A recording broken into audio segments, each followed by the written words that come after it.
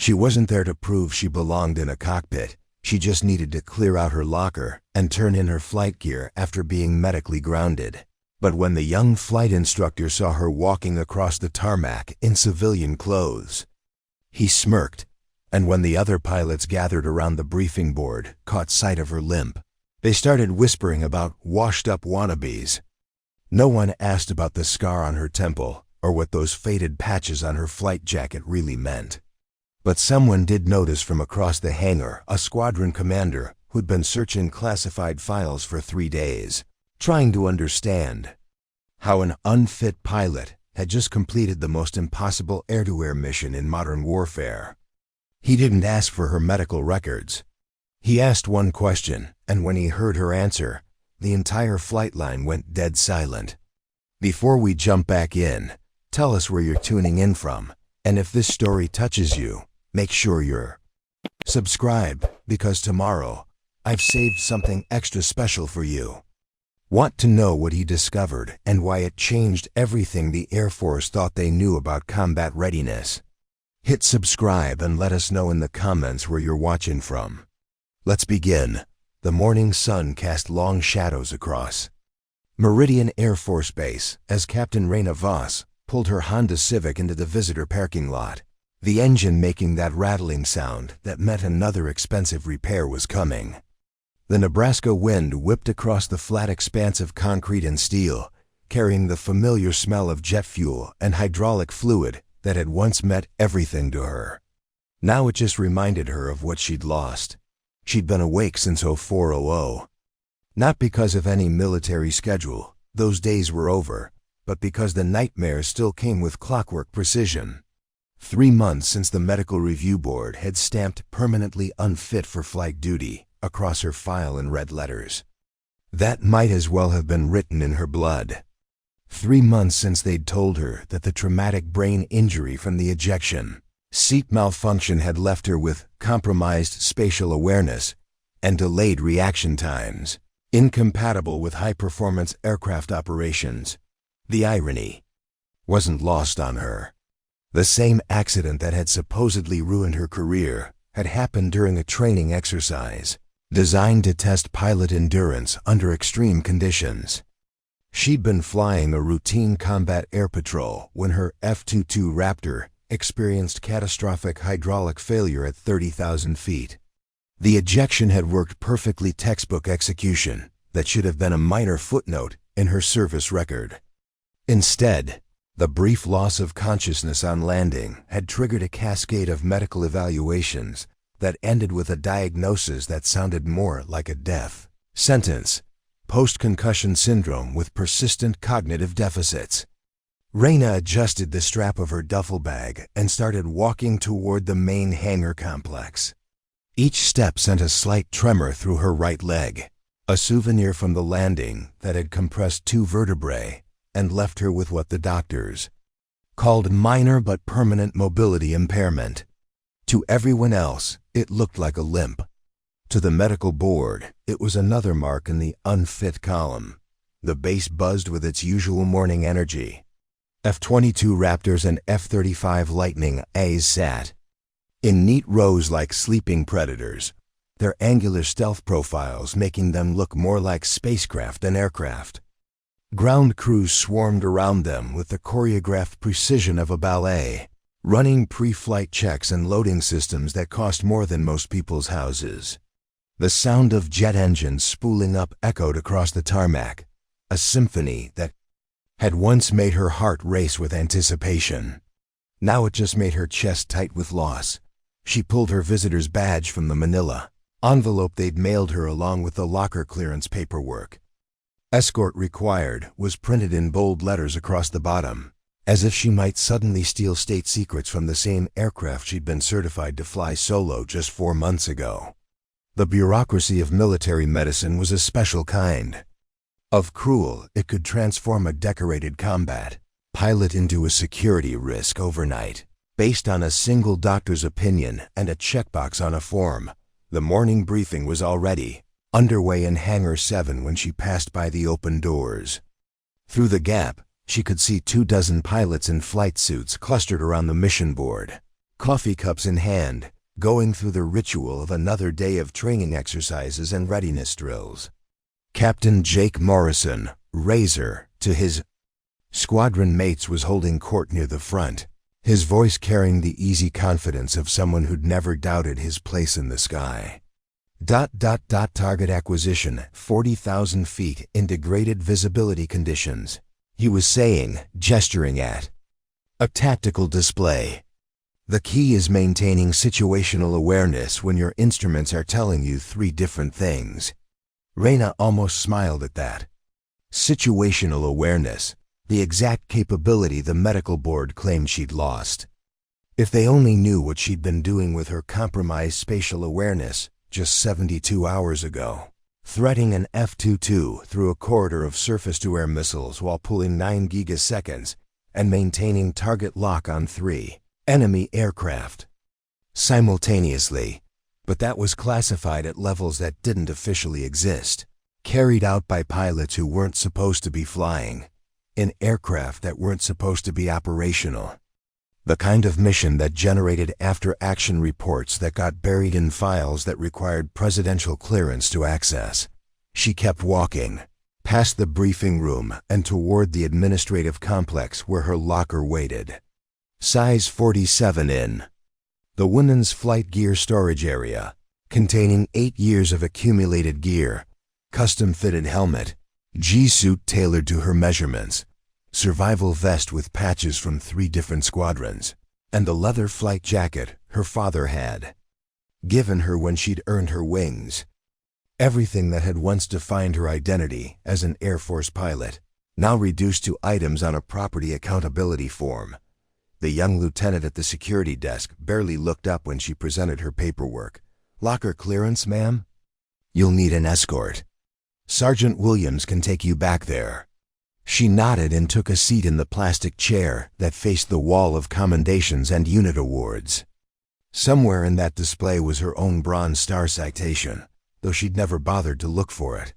Awards were for the official record. The missions that really mattered never made it onto plaques. Through the window, she watched another F-22 taxi toward the runway, its pilot probably running through the same pre-flight mental checklist she'd memorized years ago. Power settings, weapon systems, threat assessment protocols, all of it as natural as breathing until the doctors decided your brain couldn't be trusted anymore. What they didn't know, what couldn't appear in any official record, was that in 3 days, the medically unfit pilot sitting in their waiting room had saved 2 reconnaissance aircraft and eliminated a squadron of enemy fighters over territory that didn't exist on any map, flying a mission profile that would have challenged their best active-duty pilots. But first, she had to clean out her locker and officially become a civilian. The irony of military bureaucracy was about to collide with classified reality in ways that would change everything they thought they knew about combat fitness, and the pilot sitting quietly in their lobby. Preparing and narrating this story took us a lot of time. So if you are enjoying it, subscribe to our channel. It means a lot to us. Now back to the story. Meridian Air Force Base stretched across 47 square miles of Nebraska plains, like a monument to American air superiority. Its runways long enough to launch dreams and end careers with equal efficiency. The morning sun climbed higher over the flat horizon, burning off the dew that had settled overnight on the wings of sleeping aircraft, each droplet catching light like scattered diamonds before evaporating into the dry prairie air. The base had been home to the 388th Fighter Wing for over 2 decades, a fact proudly displayed on the weathered welcome sign that greeted visitors at the main gate. What the sign didn't mention was that Meridian also housed the most classified. She wasn't there to prove she belonged in a cockpit. She just needed to clear out her locker and turn in her flight gear after being medically grounded. But when the young flight instructor saw her walking across the tarmac in civilian clothes, he smirked, and when the other pilots gathered around the briefing board caught sight of her limp, they started whispering about washed-up wannabes. No one asked about the scar on her temple or what those faded patches on her flight jacket really meant. But someone did notice from across the hangar a squadron commander who'd been searching classified files for 3 days, trying to understand how an unfit pilot had just completed the most impossible air-to-air mission in modern warfare. He didn't ask for her medical records.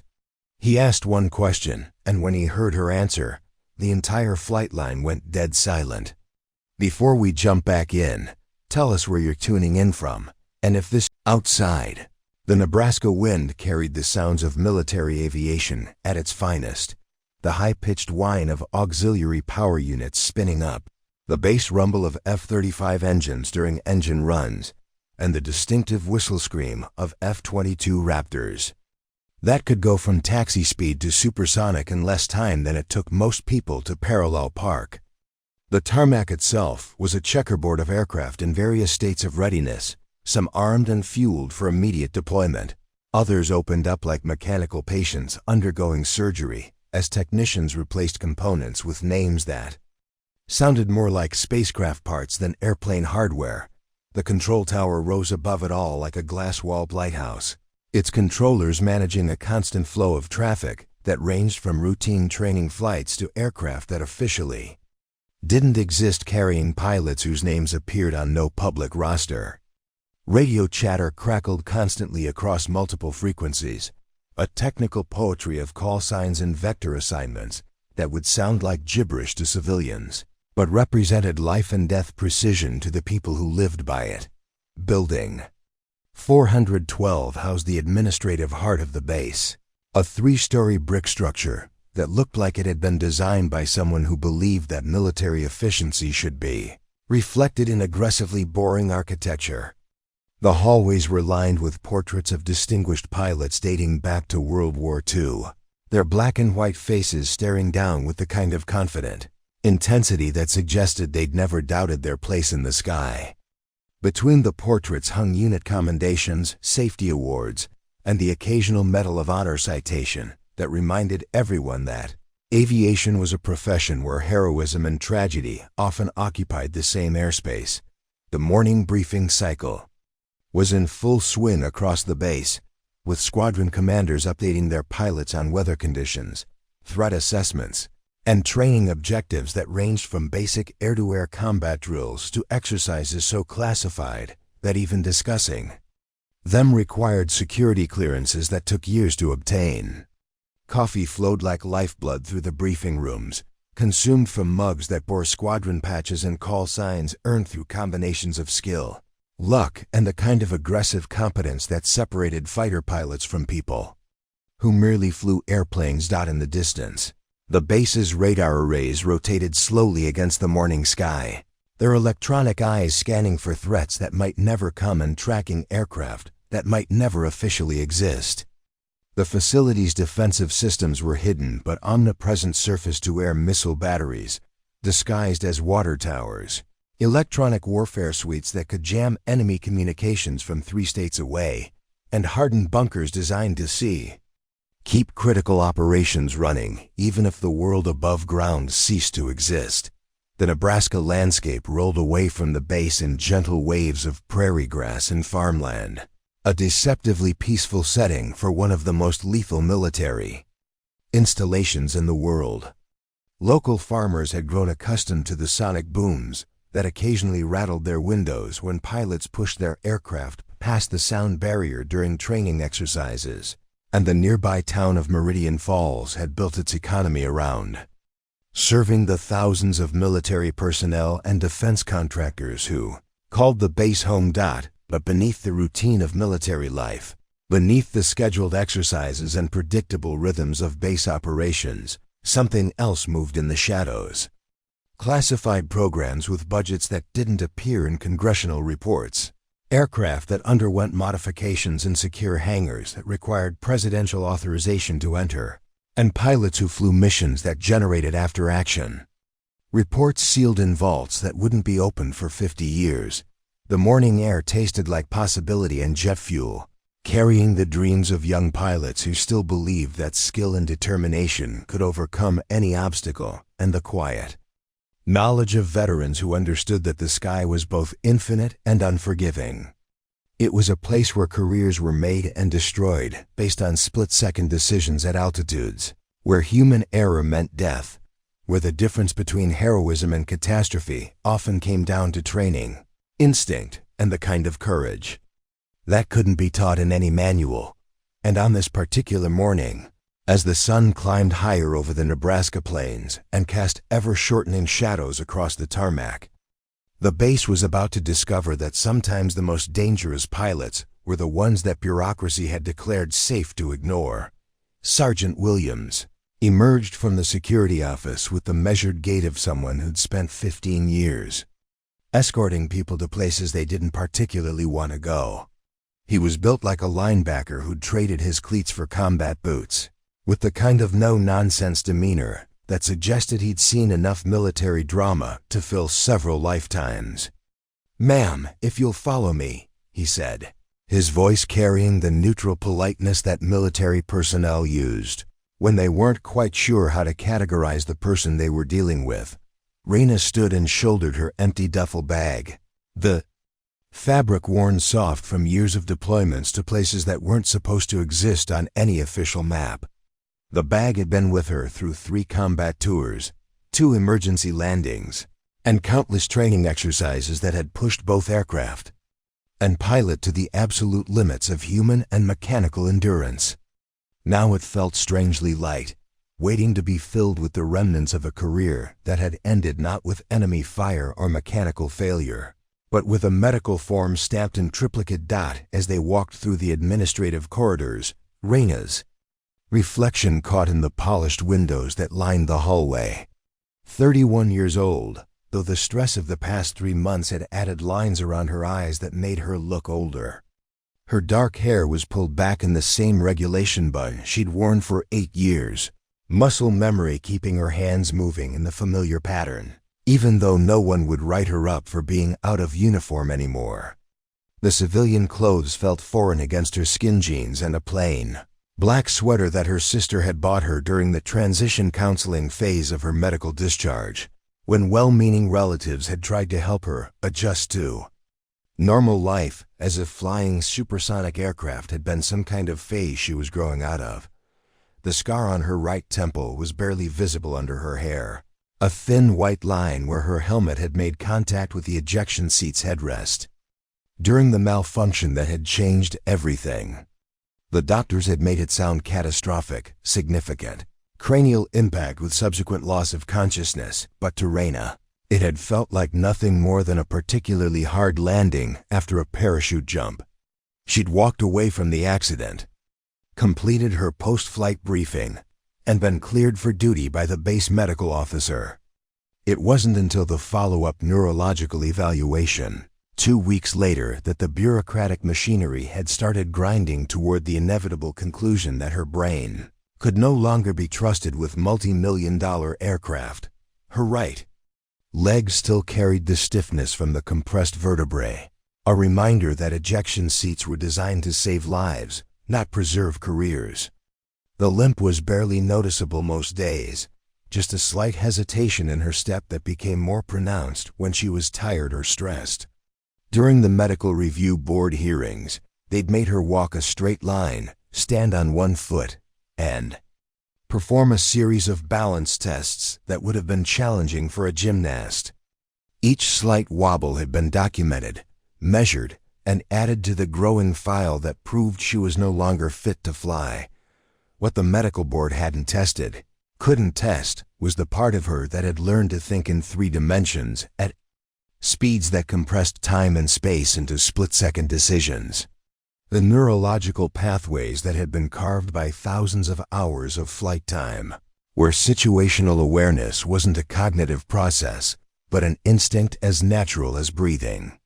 They'd tested her reflexes with rubber hammers and measured her reaction times with electronic devices, but they couldn't quantify the way she could feel an aircraft's attitude changes through the seat of her pants, or sense a threat on the radar scope before it fully materialized on screen. "Been flying long?" Sergeant Williams asked as they turned down a corridor lined with photographs of aircraft evolution, from World War II Mustangs to the angular stealth fighters that now dominated The skies. Since I was 18, Rayner replied, though the number felt insufficient to capture what flying had meant to her. She'd soloed in a Cessna 152 during her freshman year at the Air Force Academy, but her first real taste of military aviation had come during her sophomore summer when she'd been selected for the Enhanced Flight Screening Program. The instructor, pilot, a crusty major with more combat hours than most people had driving miles, had taken one look at her first landing and muttered, "Kid's got hands." It was the closest thing to poetry she'd ever heard about flying. The years that followed had been a progression through increasingly complex aircraft and increasingly dangerous missions. T-6 Texan II for primary training, where she'd learned that flying fast and flying well were two entirely different skills. T-38 Talon for advanced training, where the difference between confidence and cockiness could be measured in airspeed and altitude. And finally, the F-22 Raptor, a machine so advanced that it required pilots who could think faster than its computers and react quicker than its sensors. She'd graduated third in her pilot training class, earned her wings with a precision that impressed even the instructors who'd seen thousands of students come and go, and been selected for fighter aircraft based on scores that placed her in the top 5% of all Air Force pilots. The competition had been brutal, hundreds of the best pilots in the world competing for fewer than 50 F-22 slots, but she'd never doubted that she belonged in that cockpit. Her first combat deployment had been to a base that didn't appear on any public maps, flying missions that were briefed in rooms that required 2 different security clearances just to enter. The enemy had been faceless, invisible on radar, until the moment they lit up her threat warning systems and tried to turn her million-dollar aircraft into scattered debris across hostile terrain. She'd learned to kill at 30,000 feet with the clinical precision of a surgeon, dropping ordnance on coordinates that existed only in encrypted data streams and engaging targets that would never be acknowledged in official after-action reports. By her third deployment, she'd accumulated over 1,200 combat hours and 14 confirmed air-to-air kills, though only 3 of them appeared in her official service record. The others had been classified at levels that required congressional notification, missions where American aircraft had never officially been present, and enemy losses were attributed to mechanical failures or training accidents that occurred in international airspace where nobody asked inconvenient questions. The Medical Review Board had seen none of that, of course. They'd seen a pilot with a head injury and a mobility impairment, numbers on a chart that didn't meet the statistical requirements for combat aviation. They'd never asked about her last mission, the one that had taken place 36 hours before her medical discharge became final, when she'd been temporarily recalled to active duty for specialized consultation on a tactical problem that required someone with her particular combination of skills and security clearances. "Here we are," Sergeant Williams said, stopping in front of a door marked "Flight Gear Storage, Authorized Personnel Only." He swiped his card through the electronic lock and pushed the door open, revealing rows of metal lockers that contained the professional lives of dozens of pilots. "Locker 47 should be right over there. Take your time, ma'am. I'll be outside when you're finished." Raina nodded and stepped into the room, surrounded by the ghosts of her former life. The lockers around her contained the gear of active pilots, people who would climb into cockpits tomorrow morning and disappear into the sky on missions that ranged from routine training exercises to operations that would remain classified for decades. Her own locker stood slightly apart from the others, as if even the military's organizational system understood that she no longer belonged among the ranks of active aviators. She pulled out the key they'd given her and inserted it into the lock, hesitating for just a moment before turning it. Inside waited 8 years of accumulated identity, everything that had once defined her as something more than just another person walking around on the ground, dreaming of flight. The locker opened with a metallic click that seemed to echo longer than it should have in the quiet storage room. Inside, Reyna's flight gear hung with the precise organization that had become second nature during her years of active duty. Everything had its place, everything served a purpose, and everything told a story that went far deeper than standard military equipment. Her helmet sat on the top shelf, custom fitted with electronics that had cost more than most people's cars. The matte black surface was unmarked except for a small decal near the visor mount of Fava's stylized lightning bolt in silver that looked like standard Air Force imagery until you noticed the 3 small stars embedded within the design. To most observers, it appeared to be nothing more than personal flair, the kind of unofficial decoration that pilots use to personalize their gear. But those 3 stars represented something that didn't exist in any official capacity: successful completion of missions under the Joint Special Operations Command's most classified air warfare program. Below the helmet, her G-suit hung like the empty shell of some high-tech insect, its network of bladders and sensors designed to keep blood from pooling in her extremities during the crushing acceleration of air combat. The fabric was newer than her other gear, replaced just 6 months ago, after the original had been damaged during what the official reports called a training exercise malfunction. The reality had been somewhat different: a close encounter with a surface-to-air missile over territory that didn't appear on any navigation charts, where the difference between successful evasion and national incident had been measured in milliseconds. And the kind of tactical thinking that couldn't be taught in any classroom. Her survival vest occupied the middle section of the locker, a complex web of pockets, straps, and equipment that could keep a downed pilot alive for weeks in hostile territory. Most of the gear was standard-issue water purification tablets, high-energy rations, signal flares, and a sidearm that had never been fired in anger. But tucked into a seemingly innocuous pocket on the left side was a small device that looked like an outdated GPS unit, but contained encryption keys for satellite communication systems that required presidential authorization to access. The leather flight jacket that her father had given her hung at the bottom of the locker, its surface worn smooth by years of wear and marked with patches that told a story of progression through increasingly elite units. The squadron patches were arranged in chronological order, starting with her initial assignment to the 421st Fighter Squadron at Nellis Air Force Base, where she'd cut her teeth on routine air defense missions and learned that there was a significant difference between flying in peacetime and flying when people were actively trying to kill you. The second patch, from the 94th Fighter Squadron, was slightly faded from desert sun and carried the barely visible stains of hydraulic fluid from an emergency landing in a sandstorm that had turned routine patrol into a test of navigation skills and mechanical improvisation.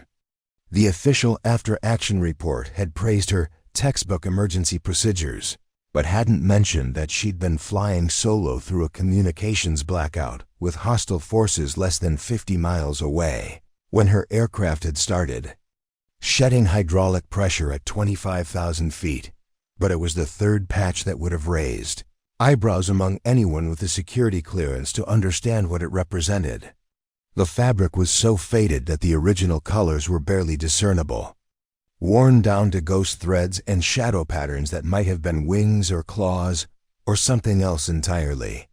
There was no unit designation visible, no official insignia that could be cross-referenced in any regulation manual or organizational chart. To most observers, it looked like nothing more than a patch that had been through too many wash cycles and should probably have been replaced years ago. The reality was more complex. The patch represented assignment to a unit that existed in the spaces between official policy and operational necessity, where pilots flew aircraft that weren't supposed to exist, on missions that generated reports sealed at classification levels that required special congressional oversight. The kind of assignment that came with hazard pay that appeared as line items in black budgets and medical coverage that included psychiatric counseling for things that couldn't be discussed even in therapy. Around her neck, barely visible beneath her civilian sweater, hung a chain that looked like standard military dog tags, but carried information that told a different story. The primary tag contained her standard identification name, social security number, blood type, and religious preference, but the secondary tag was made from a different metal and contained data that would be meaningless to most observers. A series of numbers and letters that looked like a random serial number, but actually represented her authorization code for weapons systems that didn't appear in any public inventory. Tucked behind her personal gear was a manila envelope that she'd almost forgotten about, sealed with red tape that indicated classified material. Inside were her flight records from missions that couldn't be acknowledged officially, maintenance reports for aircraft modifications that weren't supposed to exist, and commendation letters signed by officers whose names appeared in no public directory. The kind of documentation that proved service in operations that would remain classified long after the people who'd flown them were dead and buried. Her flight boots sat at the bottom of the locker, their leathers scarred and stained from countless hours on tarmacs around the world. They looked like standard issue until you noticed the modifications specialized insoles designed to provide feedback during high-G maneuvers, communication wiring threaded through the leather that connected to aircraft systems through the rudder pedals, and metal reinforcements that could interface with ejection seat mechanisms that existed only on aircraft designated for special operations. But perhaps the most telling detail was what wasn't in the locker. No photographs of family or friends, no personal mementos from deployments, no souvenirs from exotic locations where her missions had taken her. The absence of personal items wasn't due to regulation or security concerns. It was the mark of someone who'd learned that, in her particular line of work, the less evidence of personal connections, the better for everyone involved. As Rena began removing items from the locker, her movements were economical and practiced, each piece of equipment handled with the kind of respect that came from understanding exactly how much her life had depended on its proper functioning. She folded her flight suit with military precision, stacked her gear in order of importance, and carefully wrapped her helmet in the provided foam padding. But as she worked, she couldn't shake the feeling that she was being watched. It wasn't paranoia. Her years of flying missions in contested airspace had developed situational awareness that extended far beyond the cockpit, rather the subtle sense that someone in the vicinity was paying more attention than casual. Curiosity would warrant. Through the small window in the storage room door, she caught a glimpse of movement in the hallway. Someone had walked past twice in the last few minutes, their pace just slow enough to suggest they were trying to observe without being obvious about it. In her previous life, such behavior would have triggered immediate security protocols and threat assessment procedures. Now, as a civilian clearing out her locker, it was probably nothing more than idle curiosity about the pilot who'd been medically grounded. She continued packing, but part of her mind remained alert to the subtle signs that had kept her alive through dozens of combat missions in airspace, where a moment's inattention could mean the difference between successful mission completion and becoming another casualty statistic in someone's classified after-action report. The voices drifted through the storage room's thin walls like smoke, casual and confident in the way that only comes from people who believe they're speaking in private. 3 flight instructors had gathered in the adjacent briefing room, their conversation carrying clearly through the ventilation system that connected the building's various compartments. "Did you see her walking across the tarmac this morning?" The voice belonged to Captain Derek Hawthorne, a 28-year-old pilot who'd earned his instructor rating 6 months ago and carried himself with the particular brand of arrogance that came from flying fast jets without ever having to dodge actual bullets. His call sign was Apollo, which he'd chosen himself during his first week of flight training and somehow managed to make stick through sheer persistence and political maneuvering within his training squadron. "You mean the one with the limp?" This was Captain Lisa Brennan, Phoenix to her students, though the mythical bird reference felt Ironic given that she'd never actually crashed and risen from anything more dangerous than a failed check ride during her advanced training. She'd graduated from the Air Force Academy 2 years behind Raina, but had never deployed anywhere more exotic than Ramstein Air Base in Germany, where the greatest tactical challenge involved navigating European air traffic control procedures. That's her, Hawthorne continued, his voice carrying the kind of casual cruelty that people use when they're convinced their target can't hear them. Raina something or other used to fly Raptors until she binged herself on an ejection seat. Classic case of someone who couldn't handle the pressure when it mattered. The third voice belonged to Major Timothy Cross, Viper, according to his name tape, though his students had privately dubbed him Viper for entirely different reasons. Related to his tendency to strike at pilots who showed any sign of weakness or uncertainty. At 34, he was the senior instructor in the flight training squadron and had cultivated a reputation for producing pilots who were technically competent but utterly lacking in the kind of creative tactical thinking that separated good pilots from great ones. I heard she was crying during her medical review board, Cross said, his tone suggesting he found the entire situation personally offensive. Apparently she kept insisting she was fit for duty even after they showed her the neurological test. Results: some people just can't accept reality when their bodies give out on them. Raina's hands stilled on the flight suit she'd been folding. The conversation wasn't particularly surprising. Military gossip traveled faster than radar waves and was usually about half as accurate. But hearing her medical discharge discussed like entertainment was a reminder of how quickly institutional respect could evaporate when circumstances changed. The real problem, Brennan added, warming to the subject, is that she's setting a bad example for the younger pilots. Walking around in civilian clothes, looking like she's lost without a cockpit to sit in. I saw her talking to some of the new students last week, probably filling their heads with stories about how unfair the system is. This was news to Raina, since she hadn't spoken to anyone at the base, except for administrative personnel since her discharge papers had been finalized. But accuracy had never been a strong point in military gossip circles, where truth was less important than the entertainment value of a good story about someone else's misfortune. "You know what gets me?"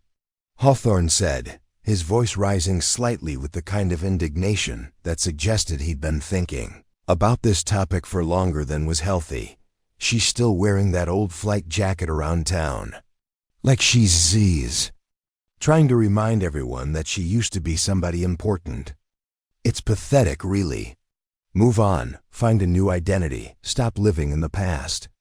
I heard she applied for a civilian contractor position with Lockheed, Cross interjected.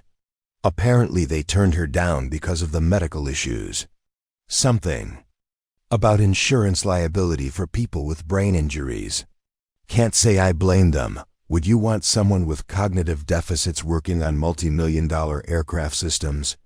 The conversation continued in this vein for several more minutes, each participant adding their own speculation about Raina's mental state, financial situation, and prospects for civilian employment.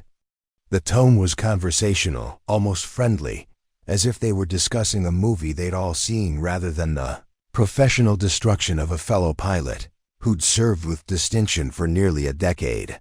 What made the conversation particularly galling wasn't the inaccuracy of their speculation. Raina had long ago learned that military gossip bore only a passing resemblance to actual facts, but rather the casual way they discussed her situation as if it were a form of entertainment. These were people who'd taken the same oath she had, sworn to uphold the same values of service and sacrifice, but seemed to view her medical discharge as proof of some personal failing rather than the inevitable result of a profession where mechanical failure and human physiology occasionally collided in ways that ended careers. The worst part, Brennan continued, is that she's probably going to spend the rest of her life telling war stories in bars about how she was this hotshot fighter pilot before her injury.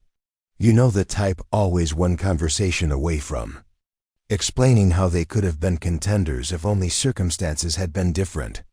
Classic stolen valor setup, Hawthorne agreed. Give it 5 years, and she'll be claiming she shot down enemy aces and flew top-secret missions that nobody can verify because they're still classified. It's always the same story with people who wash out. The truth becomes insufficient, so they start embellishing until they're the hero of every story they tell. Major Cross laughed, a sound devoid of humor or warmth. The funny thing is, her actual service record was pretty standard. A few deployments, some routine air-to-air training. Nothing particularly distinguished. But I guarantee you that in her version of events, she was practically a one-woman air force taking on entire enemy squadrons single-handedly. This particular comment demonstrated just how little the base's flight training staff knew about the classified operations that had occupied the majority of Raina's career. Her official service record, the one that appeared in personnel files accessible to squadron commanders and administrative staff, contained only her unclassified assignments and achievements. The missions that had defined her as a pilot, the deep penetration strikes, the air-to-air combat against enemies who possessed advanced weapon systems, the solo reconnaissance flights over territory where capture meant death or worse existed. Only in files that required security clearances, these instructors would never possess. You have to feel sorry for her in a way, Brennan said, though her tone suggested that pity was not the primary emotion she was experiencing. Imagine building your entire identity around flying, then having it taken away because you can't pass a few simple neurological tests. It must be devastating to realize that everything you thought you were good at was just an illusion. The military does people a favor when it grounds pilots who can't hack it anymore, Cross replied. Better to hurt someone's feelings than to have them crash $100 million aircraft because their brain doesn't work properly. The system exists for a reason, and that reason is keeping dangerous people out of dangerous machines. Through the wall, Raina could hear the sound of chairs scraping against the floor as the conversation began to wind down. The 3 instructors were apparently reaching the end of their break time and preparing to return to their duties, which primarily involved teaching basic flight maneuvers to student pilots who hadn't yet learned the difference between confidence and competence. As their voices faded and footsteps echoed down the hallway, Raina resumed packing her gear with mechanical precision. The conversation hadn't told her anything she didn't already know about military culture and the way it treated people who couldn't meet its physical standards, but it had served as a useful reminder of how quickly professional respect could transform into casual mockery when circumstances changed. What the 3 instructors couldn't know, was that their assessment of her capabilities was about to be tested in ways that would challenge everything they thought they understood about combat readiness and the relationship between medical fitness and actual performance under pressure. Raina had just finished folding her flight suit when the storage room door opened without a knock. Captain Hawthorne stood in the doorway, his flight suit crisp and unmarked by anything more challenging than simulator exercises, a clipboard in his hand, an expression that suggested he was about to enjoy himself immensely. "Ma'am," he said, though the courtesy title came out sounding more like an accusation than a sign of respect. "I'm going to need to inspect that gear before you remove it from the premises. New security protocols we've had some issues with. People taking equipment they weren't authorized to have." The implication hung in the air like cordite smoke. Raina looked at him steadily, recognizing the power play for what it was: a small man with temporary authority, trying to manufacture a moment of dominance over someone he perceived as vulnerable. She'd seen the same behavior in junior officers who'd never been tested under pressure, the way they tried to establish hierarchy through bureaucratic harassment when they couldn't do it through competence or leadership. "Of course," she said quietly, stepping aside to give him access to her locker. "Everything should be properly inventoried." Hawthorne moved past her with the kind of aggressive confidence that filled more space than his actual physical presence. Warranted. He began pulling items from her duffel bag, examining each piece with theatrical thoroughness, while consulting his clipboard with the intensity of someone conducting a federal investigation. "Flight helmet," he announced, turning the custom-fitted headgear over in his hands like he was searching for contraband. "Looks like it's got some non-standard modifications. These electronics packages aren't in the standard inventory database." His tone suggested he'd discovered evidence of criminal activity rather than the specialized equipment that had been issued to her for classified missions.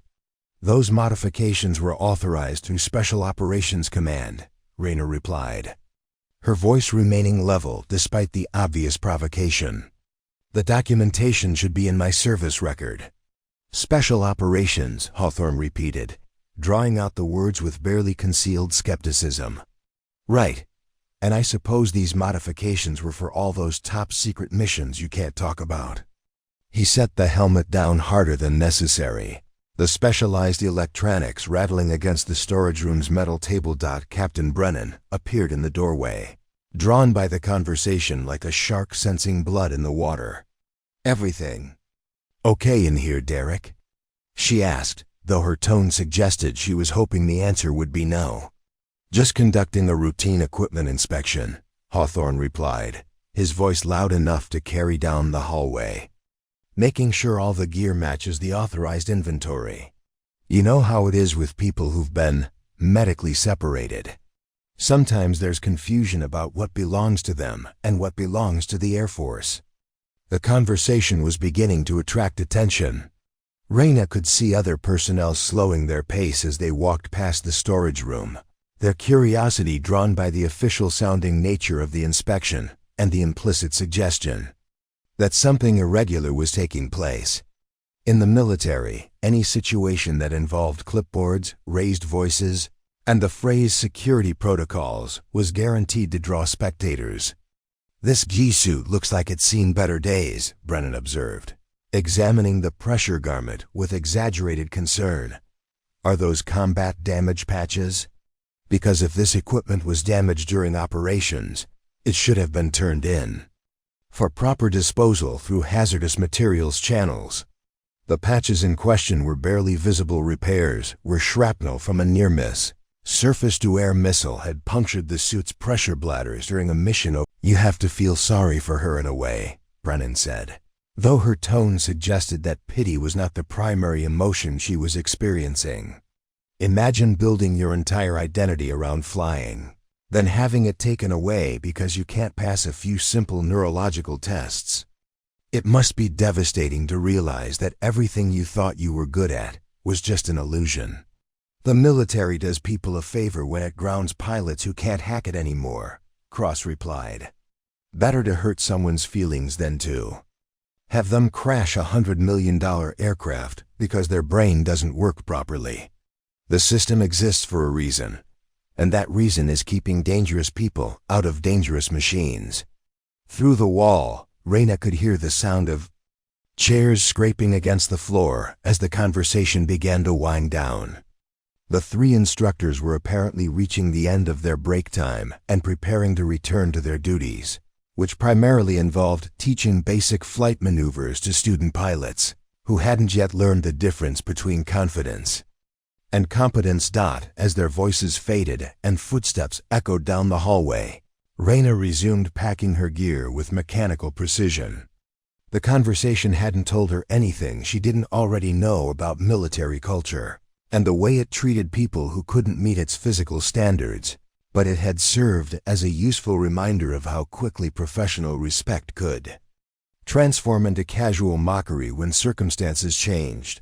What the three instructors couldn't know, was that their assessment of her capabilities was about to be tested in ways that would challenge everything they thought they understood about combat readiness and the relationship between medical fitness and actual performance under pressure.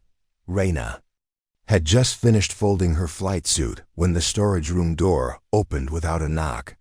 Captain Hawthorne stood in the doorway, his flight suit crisp and unmarked by anything more challenging than simulator exercises, a clipboard in his hand and expression that suggested he was about to enjoy himself immensely. "Ma'am," he said, though the courtesy title came out sounding more like an accusation than a sign of respect. "I'm going to need to inspect that gear before you remove it from the premises. New security protocols we've had some issues with. People taking equipment they weren't authorized to have." The implication hung in the air like cordite smoke. Raina looked at him steadily, recognizing the power play for what it was: a small man with temporary authority, trying to manufacture a moment of dominance over someone he perceived as vulnerable. She'd seen the same behavior in junior officers who'd never been tested under pressure, the way they tried to establish hierarchy through bureaucratic harassment, when they couldn't do it through competence or leadership. "Of course," she said quietly, stepping aside to give him access to her locker. "Everything should be properly inventoried." Hawthorne moved past her with the kind of aggressive confidence that filled more space than his actual physical presence. "Warranted." He began pulling items from her duffel bag, examining each piece with theatrical thoroughness, while consulting his clipboard with the intensity of someone conducting a federal investigation. "Flight helmet," he announced, turning the custom-fitted headgear over in his hands like he was searching for contraband. "Looks like it's got some non-standard modifications. These electronics packages aren't in the standard inventory database." His tone suggested he'd discovered evidence of criminal activity rather than the specialized equipment that had been issued to her for classified missions. "Those modifications were authorized through Special Operations Command," Raina replied, her voice remaining level despite the obvious provocation. "The documentation should be in my service record." "Special Operations," Hawthorne repeated, drawing out the words with barely concealed skepticism. "Right. And I suppose these modifications were for all those top-secret missions you can't talk about." He set the helmet down harder than necessary.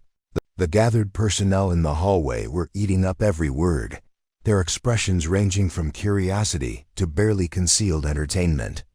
Raina recognized several faces from her active duty days: maintenance personnel, administrative staff, and junior officers who had once treated her with the automatic respect accorded to combat-experienced pilots.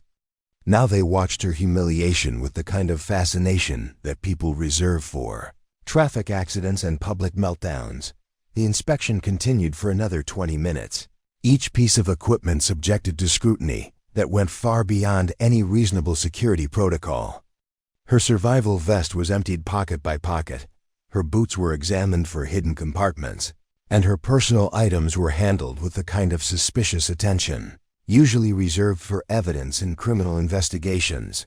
Through it all, Raina maintained her composure, standing in the hallway with her hands clasped behind, her back in a position of military attention that had become automatic after years of service.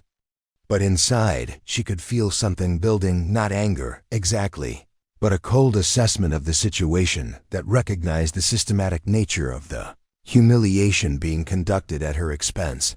The sound that stopped every conversation in the hallway wasn't loud, just the measured click of military dress shoes on polished linoleum, moving with the kind of deliberate precision that made smart people check their posture and nervous people start sweating.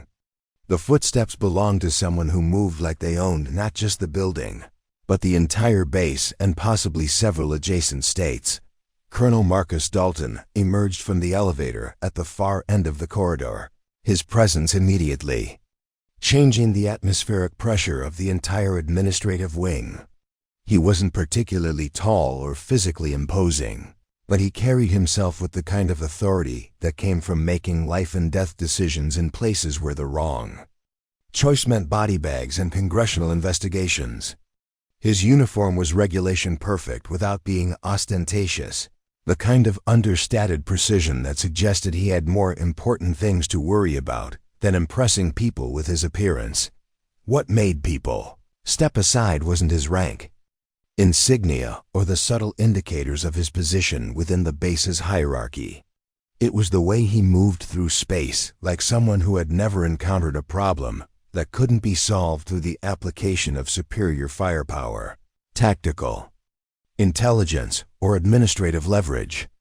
The kind of officer who had earned his authority through competence rather than politics, which made him exponentially more dangerous than the usual collection of bureaucrats and careerists who populated most military installations. The conversations around Rena's impromptu equipment inspection died like someone had thrown a switch.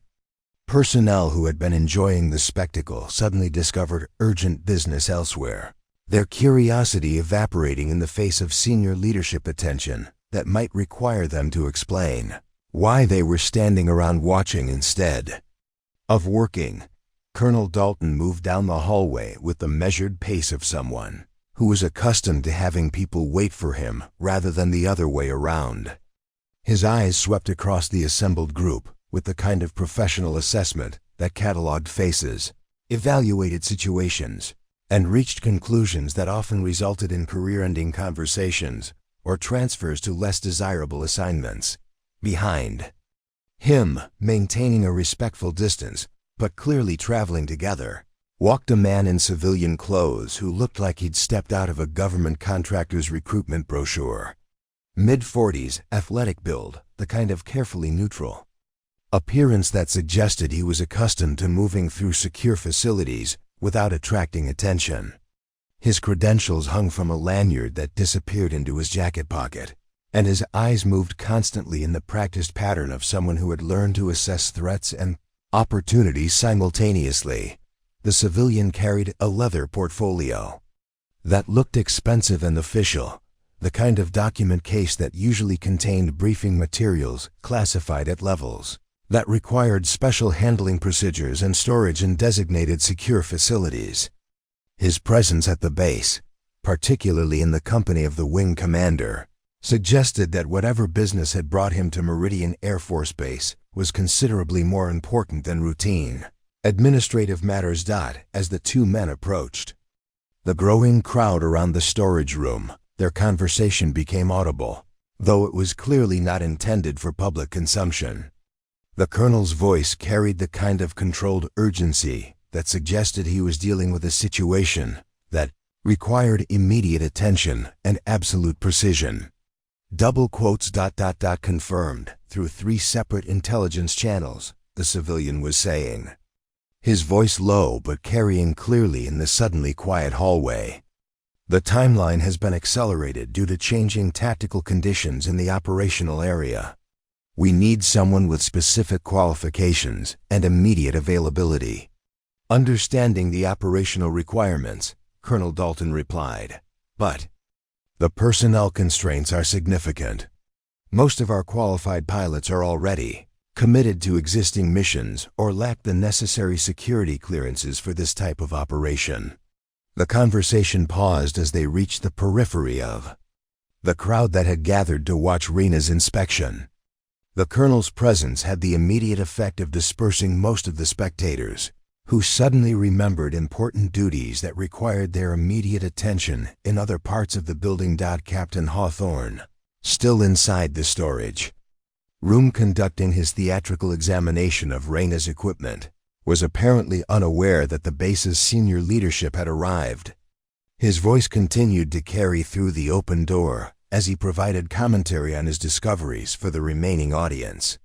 Here's another interesting item, he announced, holding up what appeared to be a standard military compass.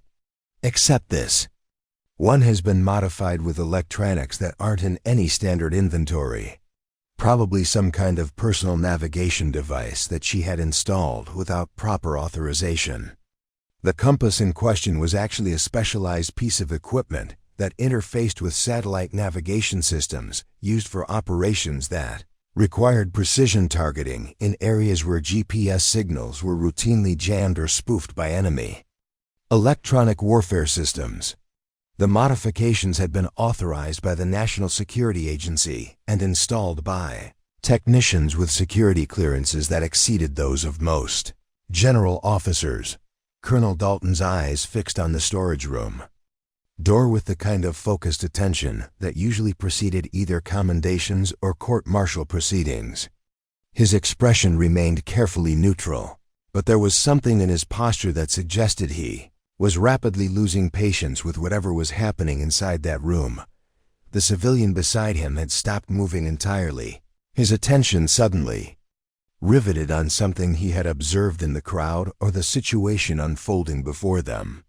His hand moved instinctively toward the portfolio he carried, as if he was preparing to reference documents that might be relevant to whatever he was witnessing. "Excuse me," the civilian said, his voice cutting through the remaining chatter with the kind of quiet authority that made people pay attention without understanding why.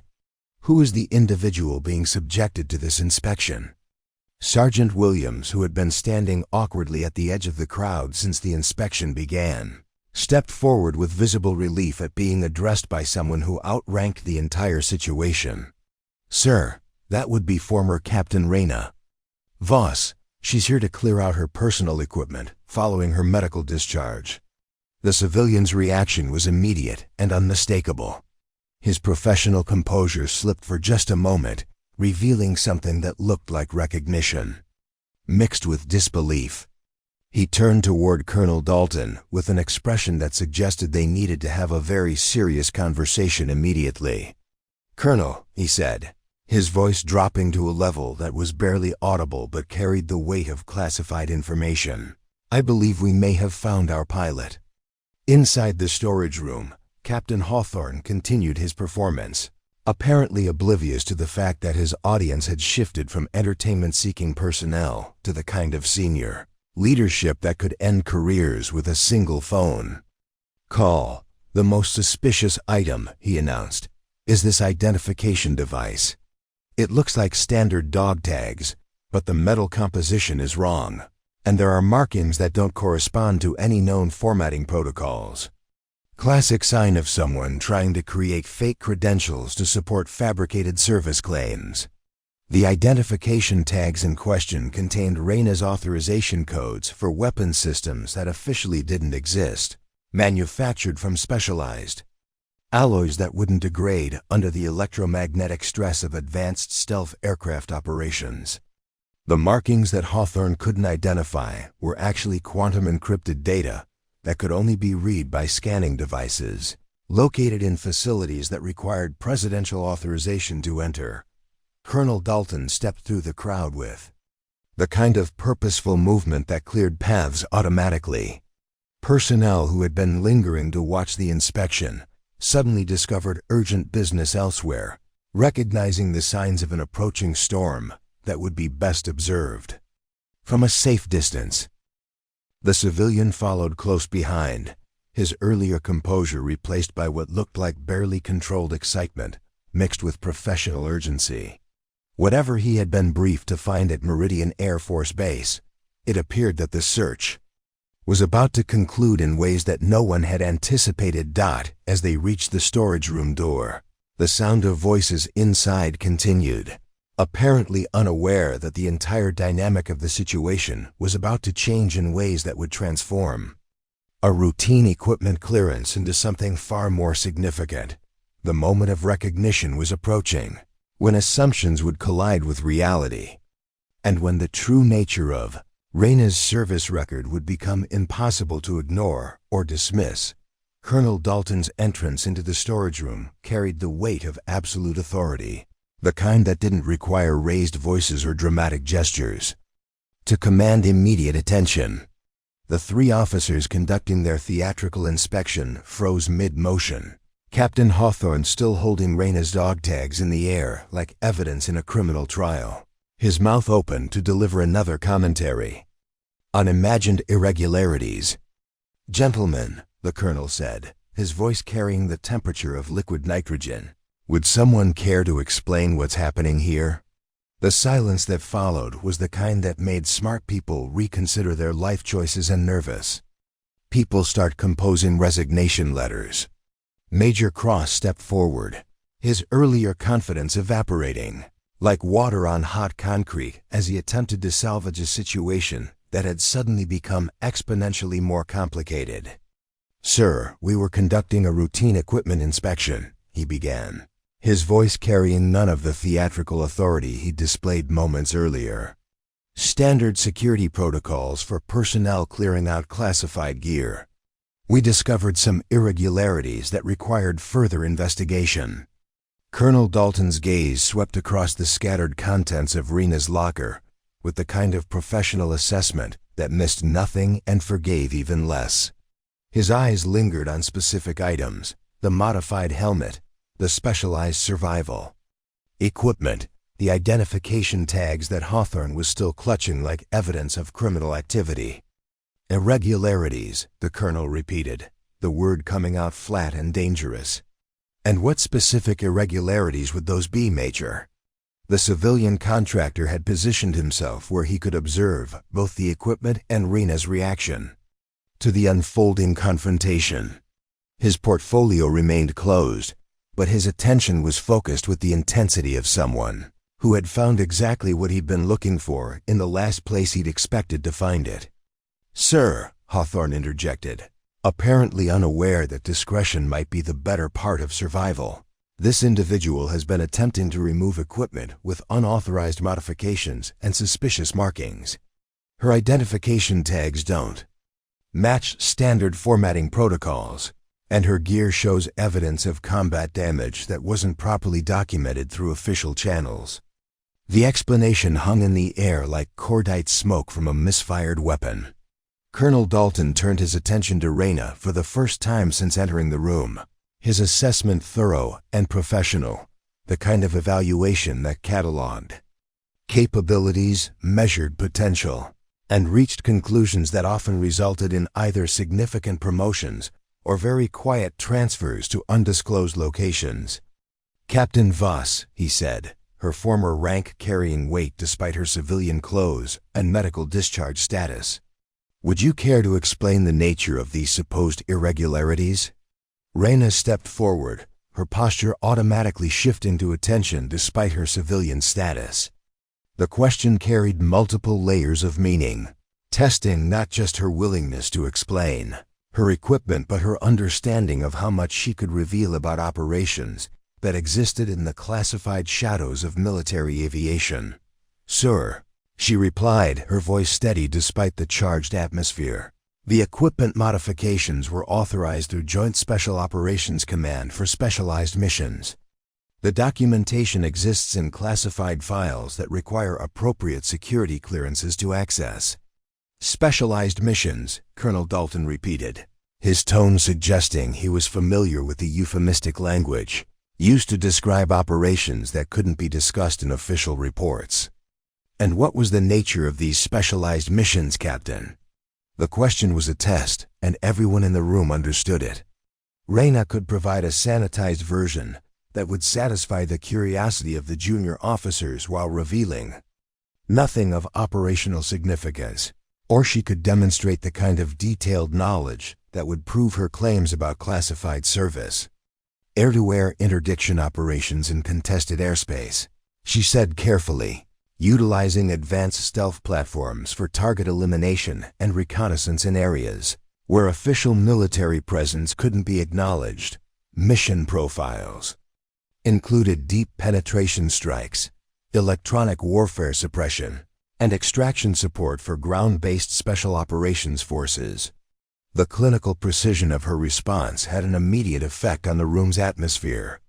The three officers who had been conducting the inspection suddenly looked like they'd wandered into a conversation that was several classification levels above their security clearance, while the civilian contractor opened his portfolio and began consulting documents that he clearly hadn't expected to need.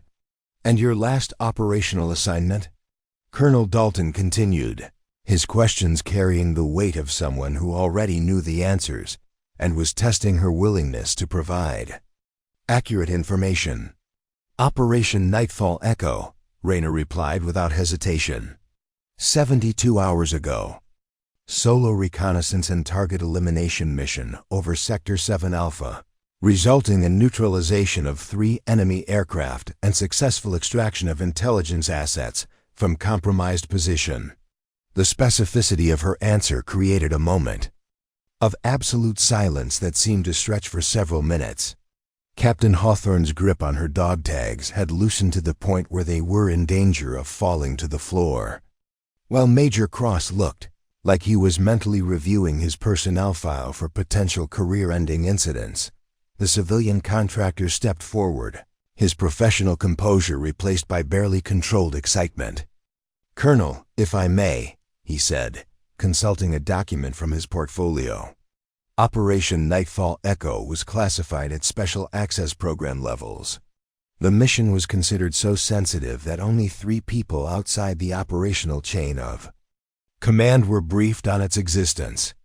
And yet, Colonel Dalton observed, his attention remaining fixed on Reyna, Captain Voss appears to have detailed knowledge of mission parameters that were compartmentalized at the highest levels of classification. "Because I flew the mission," Reyna said simply. F-22 Raptor, tail number classified. Departed from a forward operating base whose location remains compartmentalized under executive order authority. Mission duration 14 hours, including air-to-air refueling over international waters and electronic warfare suppression of enemy radar installations. The civilian contractor was now consulting multiple documents, his movements rapid and precise as he cross-referenced information that appeared to confirm every detail of Reyna's account. "Colonel," he said, his voice carrying barely controlled amazement, "according to these mission files, Captain Voss completed an operation that 3 different Pentagon analysts described as tactically impossible given current aircraft capabilities and pilot training standards. The mission parameters required modifications to standard flight profiles." Reyna continued, her tone remaining clinical despite the growing recognition that her claims were being validated by official documentation. "Sustained flight at altitudes exceeding normal operational ceilings, combat maneuvering under electronic jamming conditions, and target engagement using weapon systems that don't appear in public inventory specifications." Major Cross cleared his throat nervously apparently, recognizing that the situation had evolved far beyond his understanding or authority. "Sir, if I may ask, how is it possible that Captain Voss was flying combat missions after being medically discharged for neurological deficits?" The question addressed the central contradiction that had been building throughout the confrontation. Colonel Dalton's expression shifted slightly, suggesting that he was about to reveal information that would recontextualize everything the junior officers thought they understood about military medicine, operational security, and the relationship between official records and actual capabilities. "Because," he said, his voice carrying the weight of classified knowledge, "Captain Voss was never actually medically discharged. Her separation from active duty was administrative cover for assignment to a classified program that operates outside normal military structure. What you've been calling a neurological deficit was actually the result of experimental pilot enhancement procedures designed to improve performance under extreme stress conditions." The revelation hit the storage room like an electromagnetic pulse, instantly changing everyone's understanding of what they'd been witnessing. The medical discharge that had been treated as evidence of failure was actually sophisticated camouflage for continued service at classification levels that required official death and resurrection. "The equipment you've been examining," Colonel Dalton continued, "represents some of the most advanced aviation technology currently in operational use. The modifications that seem irregular to you were installed by technicians with security clearances that exceed those of most cabinet-level officials." Captain Hawthorne finally managed to find his voice, though it came out as barely more than a whisper. "Sir, we didn't know. The medical records, the discharge paperwork, everything indicated that she was no longer fit for duty." "That," Colonel Dalton replied, "was exactly the point." The civilian contractor stepped forward, his portfolio now open to reveal documents that carried classification markings most of the assembled personnel had never seen before. His name tag, previously obscured by his jacket, now clearly read Dr. James Mitchell, Defense Advanced Research Projects Agency, an identification that immediately elevated the security implications of everything that had just transpired. "Gentlemen," Dr. Mitchell said, his voice carrying the authority of someone who briefed senators and advised presidents, "what you've witnessed here today is the successful conclusion of the most classified pilot enhancement program in military history. Captain Voss represents the culmination of 12 years of research into human performance optimization under extreme stress conditions." The storage room had become uncomfortably crowded, but no one dared to leave. The junior officers who had been conducting their amateur inspection now found themselves audience to revelations that would normally require congressional oversight and presidential briefings. The weight of classified information settled over them like a suffocating blanket. Colonel Dalton moved to stand beside Raina, his positioning clearly indicating a shift in authority that transformed her from subject of investigation to protected asset. The neurological testing that resulted in Captain Voss's apparent medical discharge, he explained, was actually the final phase of evaluation for Project Icarus, a program designed to identify and enhance pilots capable of operating beyond normal human limitations. The brain injury from her ejection seat malfunction, Dr. Mitchell continued, consulting documents that contained information so sensitive that merely viewing them without proper clearance constituted a federal crime, triggered adaptive neurological changes that actually improved her spatial processing capabilities and reaction times. What the standard medical evaluation interpreted as cognitive deficits were actually enhancements that exceeded the testing parameters of conventional assessment tools. Major Cross's complexion had shifted to an unhealthy shade of pale as the implications of their afternoon's entertainment began to crystallize. "Sir," he managed, his voice barely above a whisper, "are you saying that we've been conducting an unauthorized inspection of classified materials?" "That would be the least of your concerns," Colonel Dalton replied, his tone suggesting that careers were about to end and security investigations were about to begin. "You've also been publicly discussing and handling equipment that's classified above your security clearance levels, while making derogatory comments about a pilot whose actual service record is compartmentalized at special access program levels." Dr. Mitchell pulled out a thick manila folder marked with red tape and classification stamps that indicated presidential-level authority. "Operation Nightfall Echo," he began, "was conceived as an impossible mission, a test of whether human pilots could successfully penetrate the most advanced enemy air defense systems in existence, while maintaining operational effectiveness under conditions that would incapacitate normal aircrew." The details that followed painted a picture of aerial combat that sounded more like science fiction than military reality.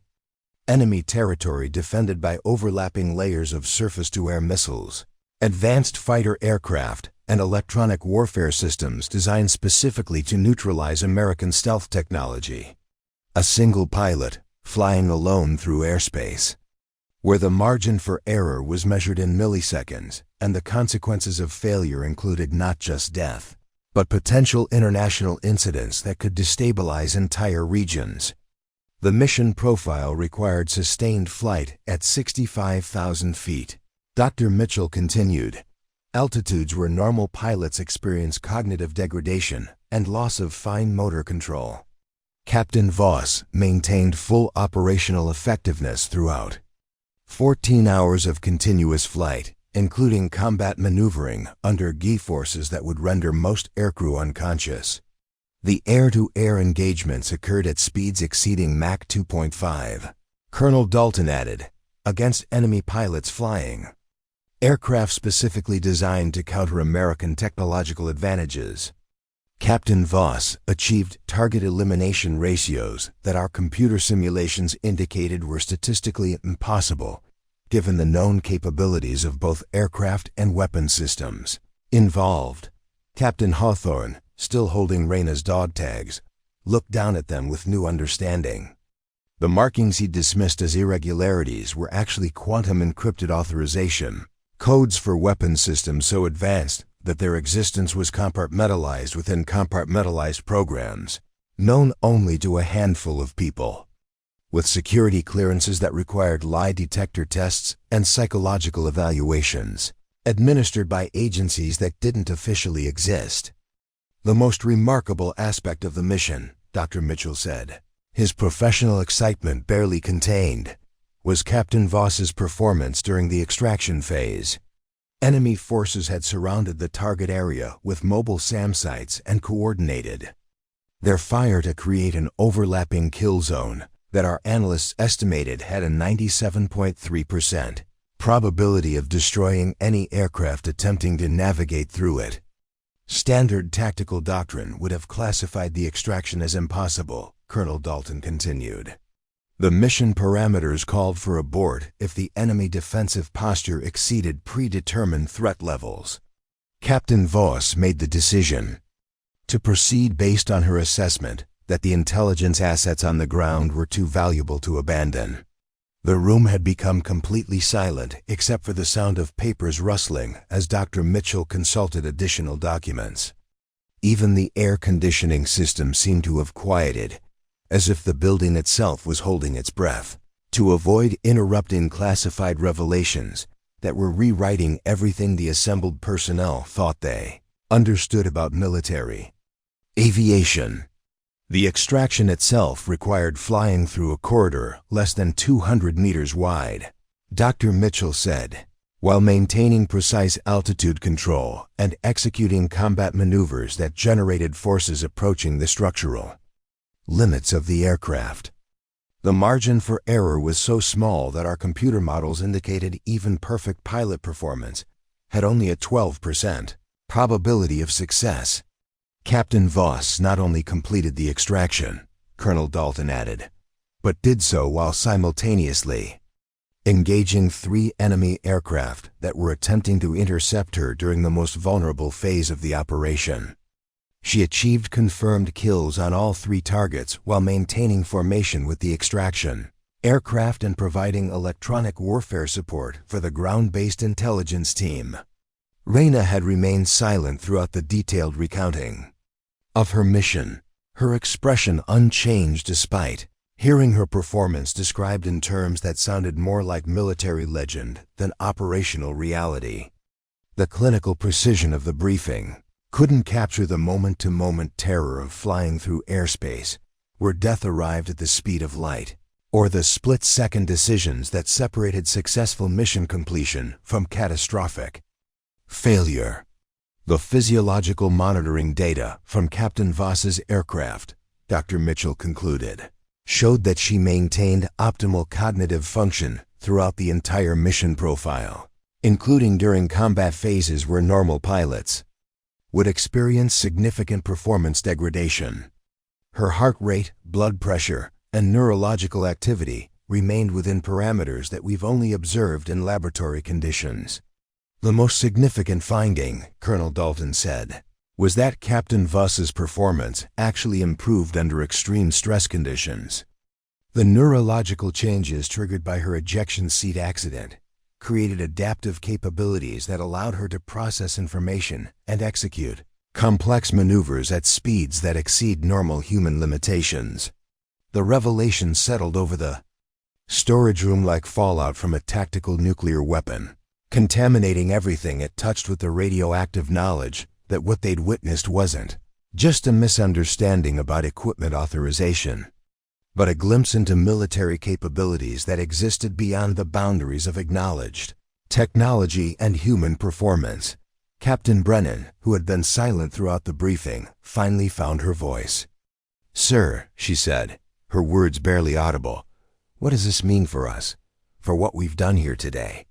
The question hung in the air like a death sentence waiting to be pronounced, carrying implications that extended far beyond hurt feelings or damaged careers into the realm of security breaches and classification violations that could result in federal prosecution and imprisonment in facilities that didn't appear on any public maps. The pre-flight ritual proceeded with the mechanical precision that had become second nature over years of classified operations. Each system check, each verification protocol, Each safety procedure carried the weight of missions where equipment failure meant not just death, but potential international incidents that could destabilize entire regions of the world. Dr. Mitchell stood near the aircraft's boarding ladder, his portfolio now containing mission parameters that had been classified at levels requiring National Security Council approval. The target area intelligence indicates enemy defensive systems that have been specifically configured to counter American stealth technology, he said, his voice carrying the clinical precision of someone who briefed life and death operations on a regular basis. Surface-to-air missile installations with overlapping coverage zones, advanced radar arrays designed to detect low observable aircraft, and fighter patrols equipped with beyond visual range weapon systems, Rayna replied. Her assessment delivered with the calm professionalism of someone who had flown through similar defenses and lived to file after-action reports that would remain classified for decades. Colonel Dalton approached from the hangar complex, accompanied by ground crew personnel who moved with the focused intensity that characterized preparation for missions where failure wasn't just career-ending, but potentially nation-ending. Captain Voss, he said, your mission profile has been updated based on intelligence received within the last hour. The window for successful penetration has narrowed to a 4-hour period, beginning at 2,300 hours local time. The briefing that followed painted a picture of aerial warfare that existed at the bleeding edge of human and technological capability. Enemy territory defended by integrated air defense systems that could track targets smaller than birds and engage them with weapons traveling at hypersonic speeds. A single pilot, flying alone through airspace where the margin for error was measured in microseconds, and the consequences of detection included not just mission failure but potential capture and torture by enemies who didn't acknowledge international conventions regarding prisoner treatment. The intelligence package that requires extraction, Dr. Mitchell added, contains information about enemy weapons development programs that could shift the balance of power in 3 different regional conflicts. The assets on the ground have been compromised and will be executed if extraction doesn't occur within the specified timeframe. Rayna nodded once, her mental preparation already shifting into the focused state that allowed her to process information and execute complex maneuvers at speeds that exceeded normal human limitations. The neurological enhancements that had resulted from her ejection seat accident weren't just medical curiosities, they were operational advantages that transformed impossible missions into merely improbable ones. As she climbed into the cockpit, the familiar environment of switches, displays, and controls felt like coming home after months of exile. The ejection seat that had damaged her brain and supposedly ended her career now cradled her like a precision instrument designed to deliver human intelligence to places where electronic systems couldn't function and mechanical devices couldn't survive. The engine startup sequence proceeded with the controlled violence that characterized advanced military aircraft, thrust vectoring systems cycling through their range of motion while electronic warfare suites tested their ability to jam radar systems and spoof missile guidance packages. The aircraft wasn't just a machine, it was a weapon system so advanced that its full capabilities were compartmentalized within programs that required congressional oversight to access. Tower, this is Wraith 1, requesting immediate departure. Clearance for classified mission profile, she transmitted, her voice carrying across radio frequencies that were encrypted at levels that made normal military communications look like playground whispers. Wraith 1, you are cleared for immediate departure. Vector 270. Climb and maintain flight level 600. Contact departure control on classified frequency Alpha 7. Came the response from controllers who had been briefed that the aircraft they were clearing for takeoff didn't officially exist, and the pilot flying it had never officially returned to active duty. The takeoff roll proceeded with the brutal acceleration that only advanced military aircraft could achieve, the runway disappearing beneath her wheels as the F-22 clawed its way into the Nebraska sky with the purposeful violence of a predator launched toward prey. Within minutes, she was climbing through altitudes where civilian aircraft couldn't operate and military aircraft rarely ventured, heading toward airspace where her presence would be denied by officials who signed documents they'd never read, about operations they'd never acknowledge. Back on the ground, the consequences of the afternoon security breach were still unfolding with the methodical precision of military justice. Captain Hawthorne had been escorted to a secure facility where his electronic devices were being subjected to forensic analysis that would determine whether classified information had been compromised beyond the immediate incident. His military career was effectively over, terminated not by enemy action or medical disability, but by the kind of poor judgment that institutions dealing with national security couldn't tolerate. Major Cross faced an administrative review that would examine not just his conduct during the equipment inspection, but his fitness for continued service in any capacity requiring security clearance. 20 years of military service were being evaluated through the lens of a single afternoon's worth of bureaucratic harassment that had revealed fundamental flaws in his understanding of responsibility and professional behavior. Captain Brennan's instructor certification had been permanently revoked, her reassignment to a non-classified position representing the end of a career trajectory that had once included ambitions of command and advancement within the military aviation community. The casual participation in public humiliation had cost her access to the classified world that formed the backbone of advanced military operations. The base personnel who had witnessed the incident were undergoing individual security interviews designed to determine how much classified information had been observed and whether any of it had been shared through unofficial channels. Their careers would be permanently marked by association with a security breach that had exposed operational capabilities most people weren't supposed to know existed. In the wider military community, word of the incident would spread through the unofficial networks that carried information faster than official communications. The story would become a cautionary tale about the dangers of assumptions, the importance of professional respect, and the reality that in the classified world of military operations, appearances often concealed truths that could reshape understanding of national defense capabilities. The lesson was simple but profound. Respect earned through service and sacrifice couldn't be negated by medical paperwork or administrative procedures. The quiet dignity with which someone handled disrespect often revealed more about their character than any official documentation or public recognition. As Reyna's aircraft disappeared into the darkening sky, heading toward a mission that would remain classified long after everyone involved was dead and buried, the base settled into the routine of evening operations with the understanding that they had witnessed something extraordinary disguised as something ordinary. The woman who had been declared unfit for combat duty was once again proving that human capability couldn't be measured by conventional standards, and that sometimes the most dangerous pilots were the ones that bureaucracy had decided to ignore. In the end, it wasn't about vindication or recognition, it was about duty, service, and the quiet understanding that some people carry capabilities that transcend official documentation and administrative categories.